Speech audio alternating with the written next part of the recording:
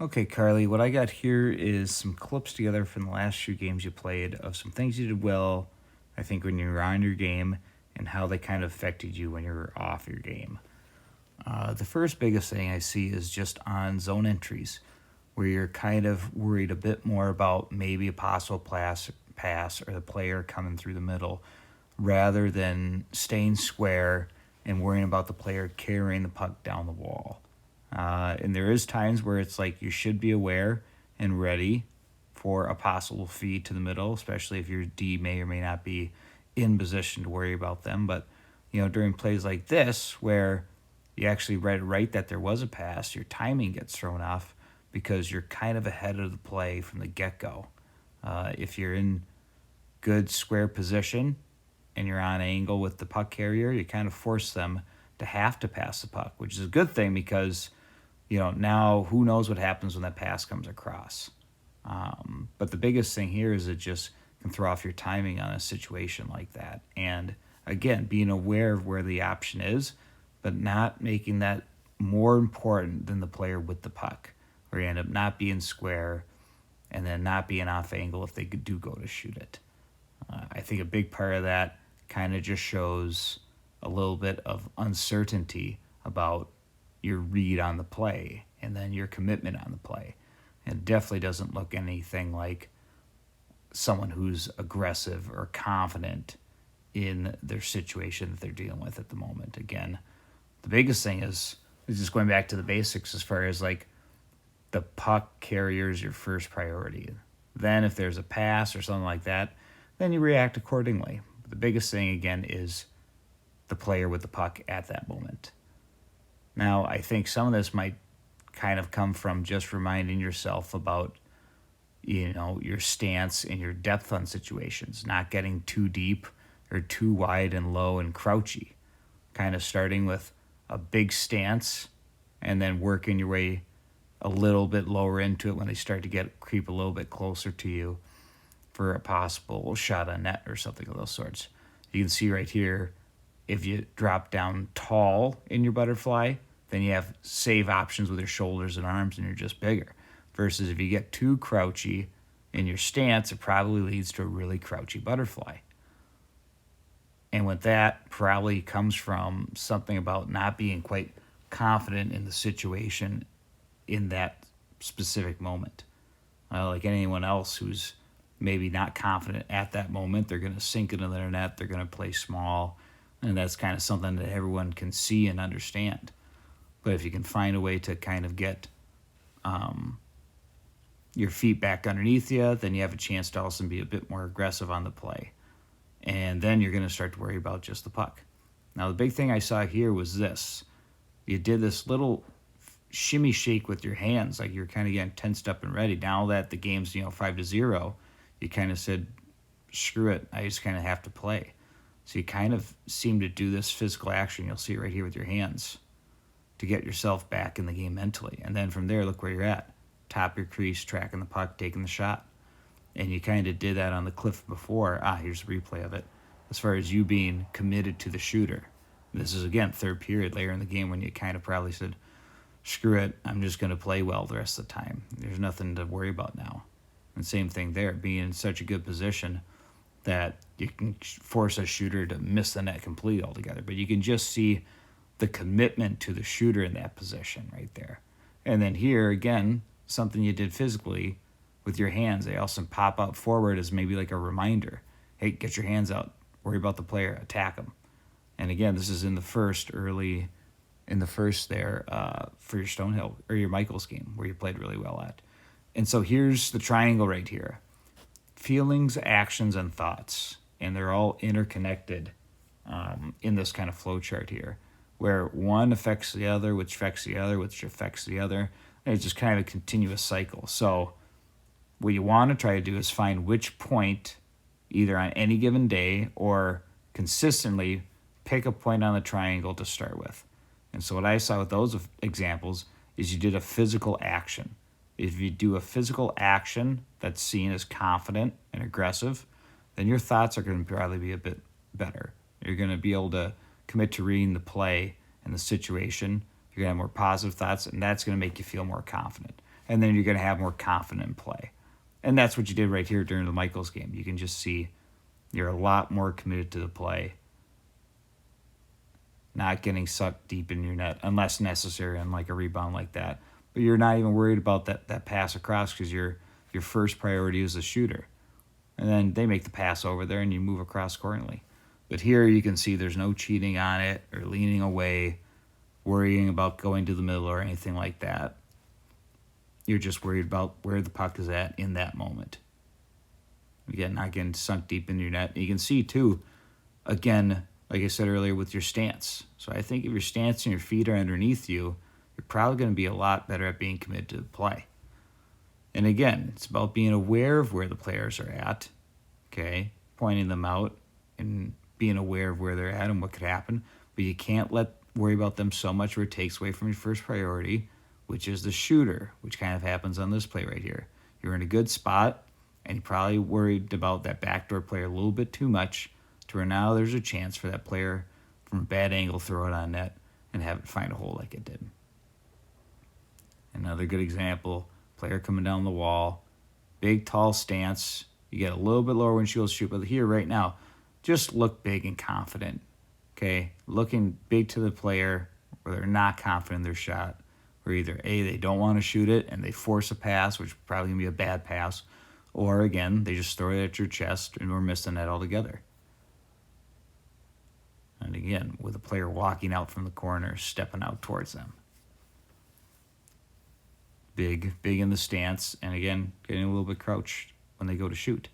And if you have your feet underneath you and you're good and balanced, then you have good patience on your feet, not dropping down frivolously on anything. If we can see your logo, there's a good chance that you have a big enough stance where your hands aren't getting too high and sink you back down low. And then utilizing that big stance to be able to look over players too, not getting sunk deep into your net, having to look under through feet, but being able to stay on top of your crease and use a big stance to look around players like you do on this one, on this perimeter play. Players get in front of you, you're able to be nice and big and look around them, bob and weave accordingly based on the play. And a nice big stance, covering as much net as you can, and also just presenting that much bigger to the shooter. So your big stance comes from having your feet underneath you. And if you have your feet underneath you, you're going to be a lot more patient on the play, whether it's going to be a shot or a pass or anything could happen. Again, good bobbing and weaving right there during the perimeter play.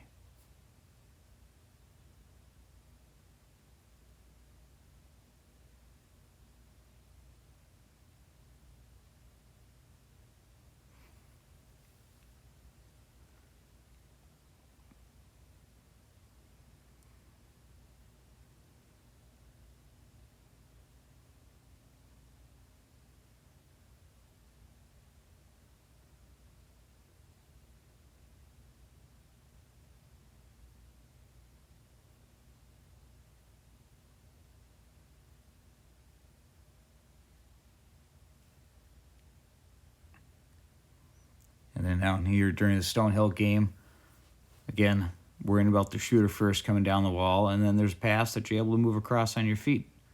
Again, presenting yourself big enough where it's not the easiest shot for them.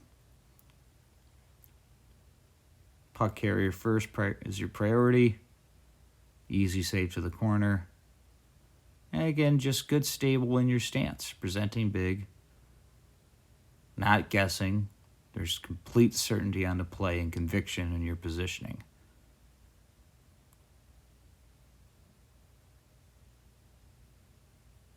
And again, backwards flow is great. That's what you want in a situation like this. And again, being able to move across on your feet, reacting to the pass, not guessing or anticipating too much, waiting for the play to develop and then reacting accordingly. Patience is a virtue for a reason. Patience isn't going slow. Patience is waiting until the last second before you need to do anything. So if anything happens where now there's a quick play that all of a sudden occurs, you got to wait for it to actually happen, and then you can play catch up to it. And that's a lot better to get to the right spot a little late than the wrong spot early. Again, coming from the stance, you have your good stance, you have good patience on your feet, presenting yourself big, giving yourself options, forcing the player to have to hit a good spot. Again, not even getting a good shot off altogether. Good depth at the top of your crease. Hands are covering wide around you, not covering up your shoulders or body with your hands, letting your hands stay to the side. Try to cover the posts.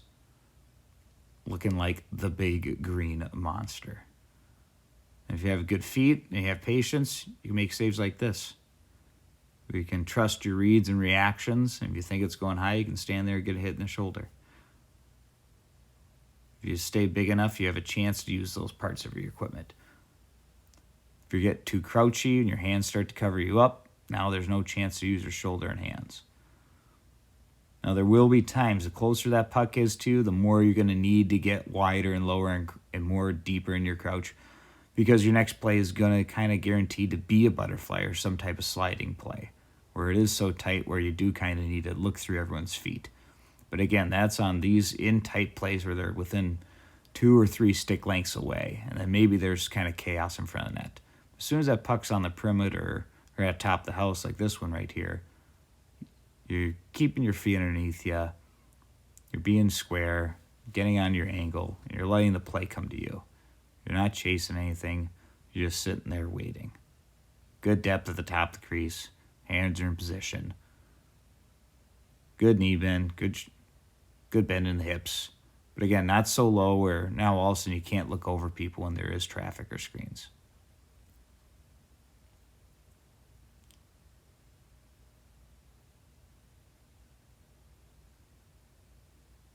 Again, being aware of players right there, but not making them the priority over the puck and where it's at in the moment.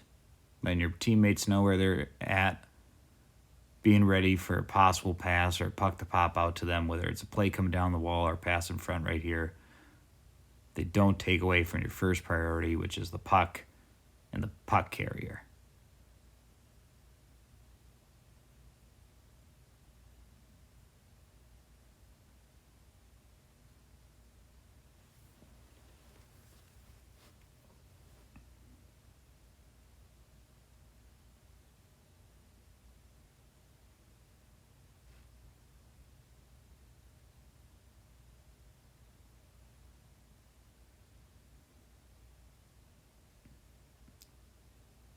Then you make big saves like that, worrying about just the player. And I just thought this was a funny clip. Oh God, panic, panic, panic, panic.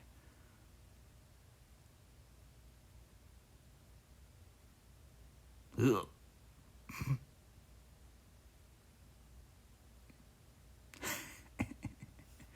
I'm sorry, Crowley. But anyways, here are some drills that I think you can start to utilize to work on these things.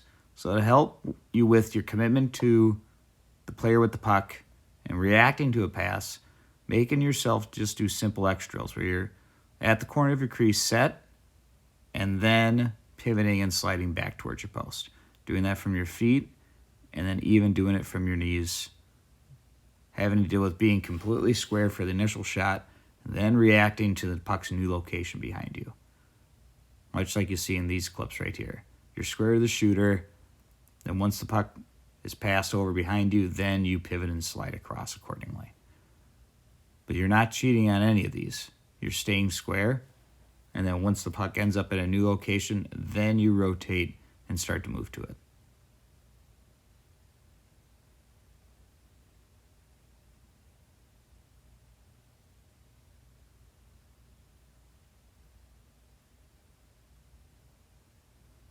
And one reason I think you might need to work on this, if you watch some of these clips, I do notice when you go to your blocker side, it's kind of a little bit of a backward skate.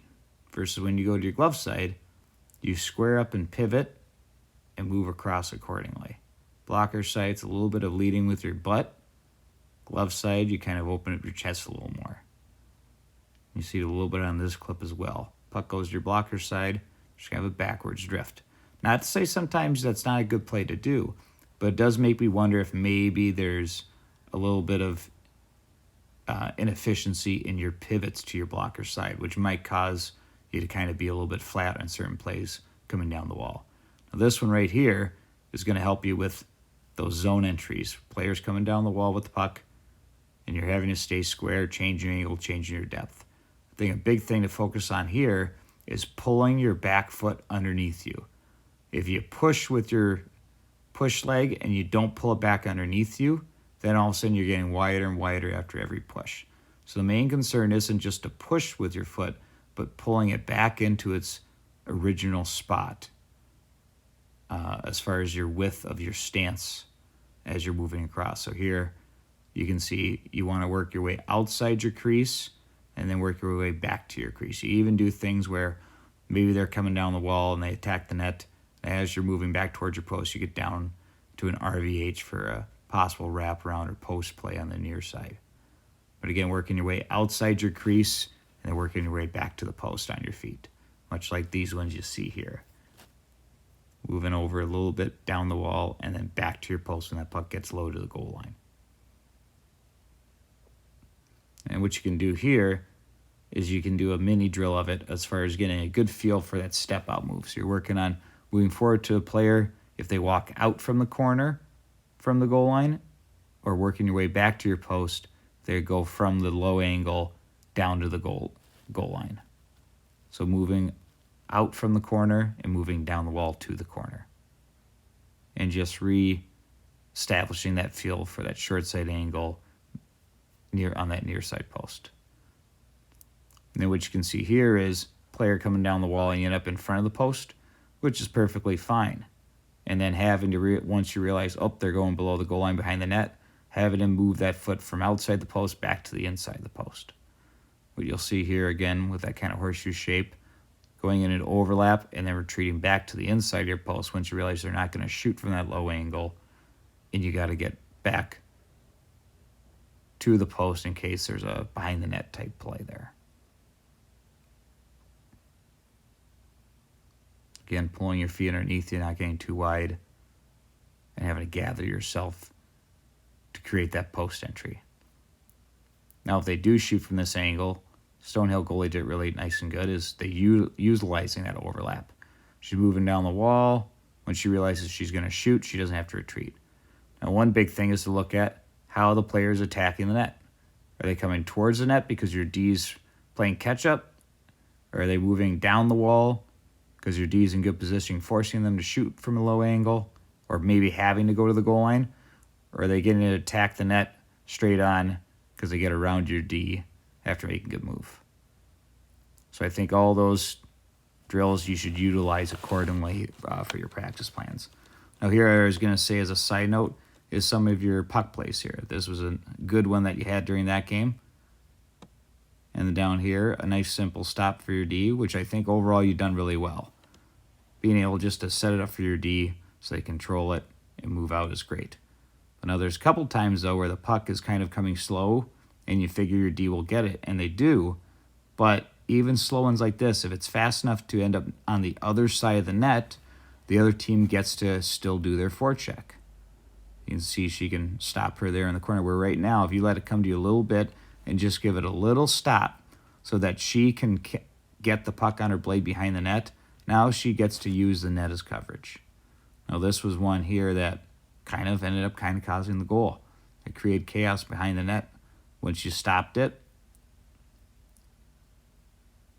And then all of a sudden, like I said, chaos ensues. From right there, hopefully she's telling you to either play it or leave it. But even then, if you don't hear nothing, when you stop it, you've got to look up and see if there's a play that you have to make. On plays like that, you just might need to throw it up the wall like you did in the first clip, or get it away from the net. And then that was on my computer that I saw. So, like I said, those are all clips of some simple moving drills that I think every day, if you can touch upon on practice, those are some of the things that I think show up in your game when you're playing well.